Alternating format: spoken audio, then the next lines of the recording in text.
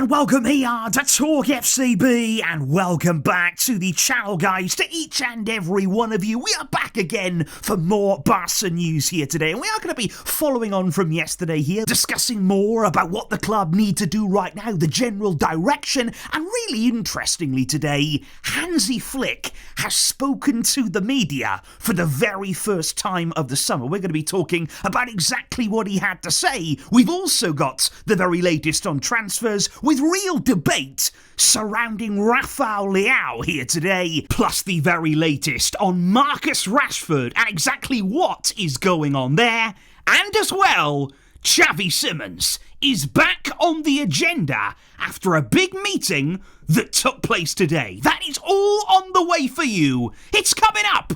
So let's do this. Because indeed, guys, pre-season training is well and truly underway at Barca. Hansi Flick has really been putting the players through their paces this week. We've had plenty of double sessions already, lots of hard work going in. And the big question is now, what are we going to see from this team? You know, you're looking at the first pre-season games coming there on the Tour of Asia, not too far around the corner now. And that's why I thought it was really interesting today that this was the first training session of the summer that the media were allowed some access to there. It was a bit of an open training session. Now, Hansi Flick did request that all of the cameras were turned off. I thought that was very, very interesting there. He wanted to keep it private in some ways, but he did give the media some of his time. You've got to remember here, Flick has had a really good relationship so far with the media, and I think he's done the right thing, really. During his time as Barca coach, he's treated them well. He's given them honesty. He's certainly been fascinating to them in terms of his press conferences, but at the same time, he's also kept them at arm's length. You know, they're not his friends, and they're not supposed to be. At the end of the day, he's there to do a job. He's not going to let them get in his head. He's not going to let them sort of get too far into the club. And I think today was another example of that. But I want to talk about some of the things that he did have to say. Interesting insights, really, early on here in pre-season. Because indeed, one of the big things that Hansi Flick really expressed his excitement about to the journalists today was the signing of Juan Garcia. Flick apparently told the journalist there that he was so happy with the signing, that he was really happy also of what he's seen of Juan Garcia so far. We actually saw Flick recently sort of applauding, encouraging Juan Garcia when he was involved in one of the rondos that we see in training. And Flick also went on to say that this particular signing was agreed by everybody at the club. You know, everybody inside of the club here were united regarding signing a new goalkeeper, bringing in a new keeper this summer. So it's good to know there that everybody at the club agreed on that. We brought him in, and Flick is very happy with Juan Garcia. And then another area where Flick's excitement, it was obvious to the journalists, it was again regarding La Masia, which is no surprise at all to all of us. Because remember, guys, last summer when Flick first arrived at the club, he couldn't believe what he was seeing. He couldn't believe some of the young players here that were coming up and playing, and they were showing unbelievable talent. It was almost as though he was snowed under with the latest talents. And this time around, obviously, he's gotten to know these younger players a lot better. He's praised them very much so. But when it comes to making that big step up to the first team, you know, players who could maybe play a part now in pre-season and beyond, I thought it was interesting that Flick today did stress to the journalists that within the midfield area, it's going to be tricky. You know, within midfield here, and we're thinking about the central area of the team, he said there's a lot of options in that area. Whether we're talking here about young players stepping up, whether we're talking about new signings, it's not really going to be in that area right now because of the options, because of the players that we already have. So midfield here, it's looking good. It's looking like that's the one area we do have depth in. But elsewhere, of course, we still need more. But I think by far and away, guys, one of the most significant quotes here that Flick actually gave to the journalists right here today actually came in terms of that competition for places within the squad right now, because he has told them today that of the 35 players who are out there right now training, doing the sessions with the first team, only 26 of them will travel to Asia for the pre-season tour. So only 26 there will make that final cut. And there's a number of players who are now going to miss out. And it's going to be interesting to see as well, does that include players who are not part of Flick's plans, who are not going to be continuing, or the club don't want to continue at the club? And I think that's going to be something now to keep an eye on in these next few days. You know, it's only 1 week from today until the team head off, until they go to Asia on that pre-season tour. Who is going to make it? Who's going to make their impression? And who ultimately is going to be left behind? Which is when, again, we do follow on from the discussion that we all had on the channel yesterday. I admit there that things got a little bit heated, and I just want to explain really why there is frustration right now. You know, not only with me, but also amongst many, many Barcelona fans. What is it that's really causing that frustration? And for me, I just think about Flick. You know, I think about this summer here, how important it was to get it right, to supply Hansi Flick here with what he needs and with what this team desperately needs to compete on all fronts. Because you cannot deny, guys, last season, Flick worked miracles with this team. I mean, he arrived, he got the absolute most out of what he had. He didn't ask for anything, he didn't demand anything, and yet he gave this team life. He transformed the style of play. He made an incredibly exciting team, and we very nearly won it all. We were so close there to actually achieving anything. We fell just short. And it was very, very clear then what we needed. It was very, very clear that we need depth. This is a demanding style of play. You've got so many games. You're going to have injuries to overcome, and we need to be able to deal with that. We need to be able to rotate, but not lose quality. You need quality depth in order to go and get it all, in order to make that final step this time around. And right throughout the summer so far, that's why there's been frustration. We know what we need to do. We knew we had our targets before the summer started, and it's just not materialising yet. And you know, the club can make all the excuses that they want, but we need to give Flick what he needs. We need here to give Flick the team that he ultimately deserves. And when there is frustration, when there is emotion right now, personally speaking, I'm thinking about him. Which does indeed then bring us on to the transfer side of things right now. And I've got a great super thanks here coming in from Melvin. Thank you very much indeed for your support, my friend. And he says, what is the update with Rashford? Have they just stopped with him? I don't really understand what Barca are doing right now. And again on Rashford, it just kind of feels as though there's no rush. There is absolutely no urgency from Barca's side. And again, they're playing on the fact that he really wants to come. He's made that clear. It's obvious to everybody. Barca would be his dream move. So Barca basically feel as though, well, because he wants to come, he'll wait. Doesn't matter how long it takes. He will wait as long as we need to, whilst we explore some other options, while we're looking maybe at getting a bigger signing. But if that doesn't happen, well, then we will fall back maybe on the Marcus Rashford option. And I guess right now, though, the problem that could arise is if other clubs start entering the race and just making things a little bit more complicated. The longer that things go on, the longer that Rashford does have to wait, the more opportunity there is that other clubs come in from the outside. He may not be willing to wait around forever if he thinks the move to Barca isn't really going to happen. You know, we already heard rumours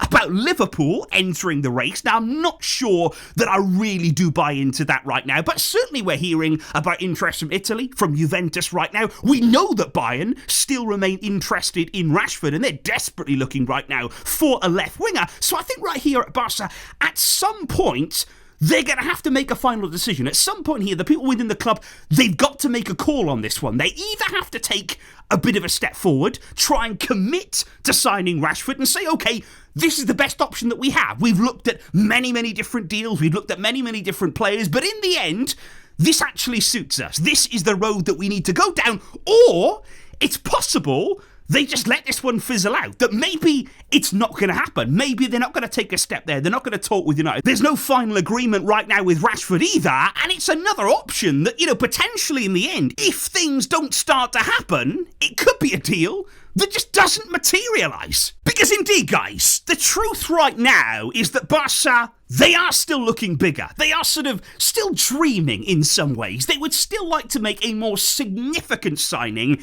in the wider areas this summer. And that is why I thought it was quite interesting that after the big event that we had last night, incredible scenes there with Lamine Yamal as the new Barca number 10, well, after that event, there was a meeting between Joan Laporta, Deco, and Jorge Mendes in Barcelona. And it was believed to be a meeting there that was all centred around the transfer market, potential options for the club. We know that Jorge Mendes there has a number of different connections. Now, the name the media has really jumped on, you won't be surprised to hear, it's Rafael Leao. Now, it's important to stress, by the way, guys, let's make this clear.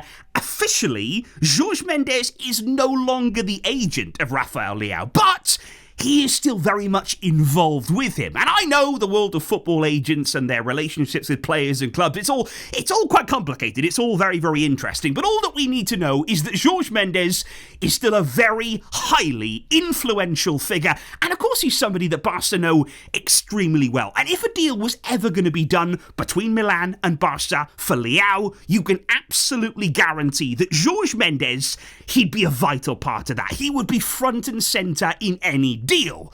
But can it happen, and should it happen? Because I would honestly say right now, guys, looking at Leao, looking at the profile he is, looking at the kind of player that he is, there is an argument that could be made that he is by far the most exciting target that we have been linked with this summer. In the way that, and let me just explain this, he undoubtedly has the highest ceiling. He is a player there who can still go to the very, very highest level. He's only 26 years old. We still haven't seen the best of him right now. And of all the players that we're linked with, I think he's the one that you pinpoint and say, he could get to the top. He could be one of those players who become and develop and grow and become an absolute world-beating player. He really, really could. He's got all the attributes. He's got all the talent in the world. You just need to put everything together. You just need to coach it out of him and get him really playing. He has the highest ceiling. He has the most potential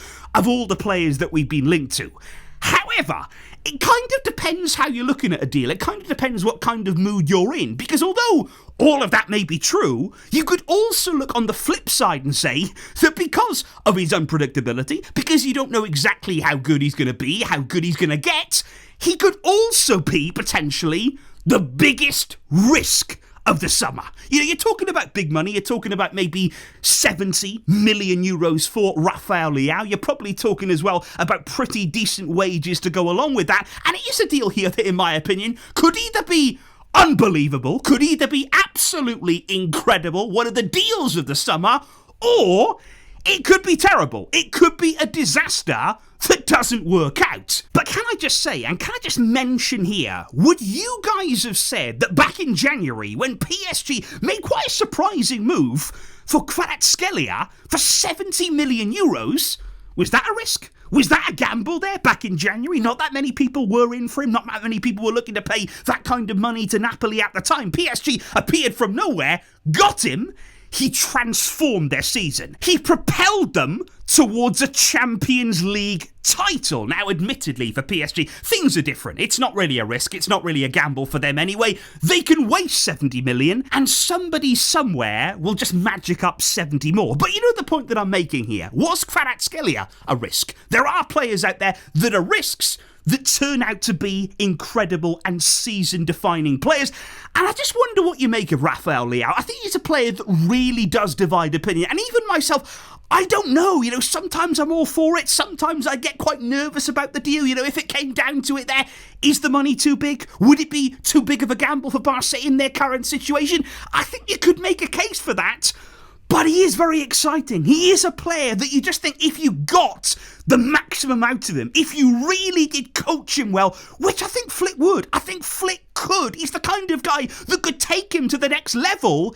That's why it's interesting. And that is why he may have been discussed in the meeting last night between Laporta and Jorge Mendes. But it's very interesting, isn't it, right now? And speaking of meetings, there's a few happening here and there. And I think, to be honest, guys, that in itself is refreshing now, as we're going to go on to talk about Xavi Simons, that Barca may be here are just looking elsewhere, are just taking into account a few other options, meeting with a few agents and just seeing what else is attainable for us, because you'd like to hope, you really, really would, that Barca weren't putting all of their eggs in the Luis Diaz basket, or else this summer they're probably not going to be able to make an omelette. So it's good here to have options, it's good to be talking to other players, and that is why we have to discuss now the fact that this afternoon Deco has actually met with the agents of Xavi Simons. Now, I think what's really important to note here, this wasn't just, a meeting in passing. It wasn't just a little conversation there, 10, 20 minutes, just to say, oh, hey, how you doing? That kind of thing. This was actually quite a serious meeting here in Barcelona today, because it lasted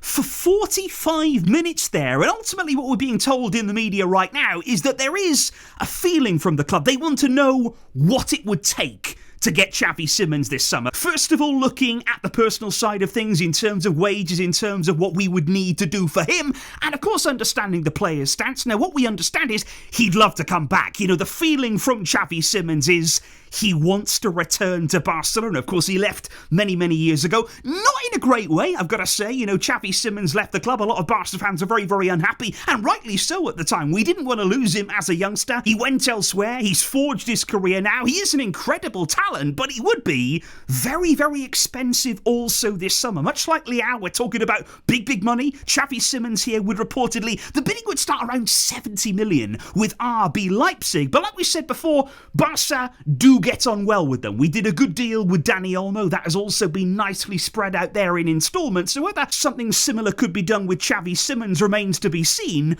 But what do you make, guys, of that meeting that took place today? Does that excite you? Are you happy that we're maybe looking further into this Xavi Simons deal?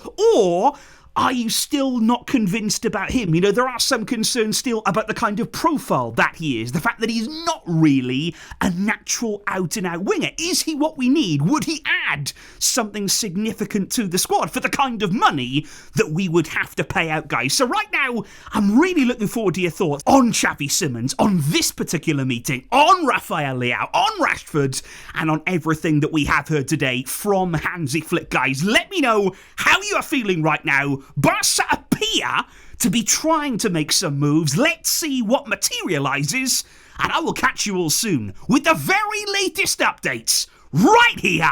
Thank you indeed for the great support, but until next time, as always, Vejka, El Barça.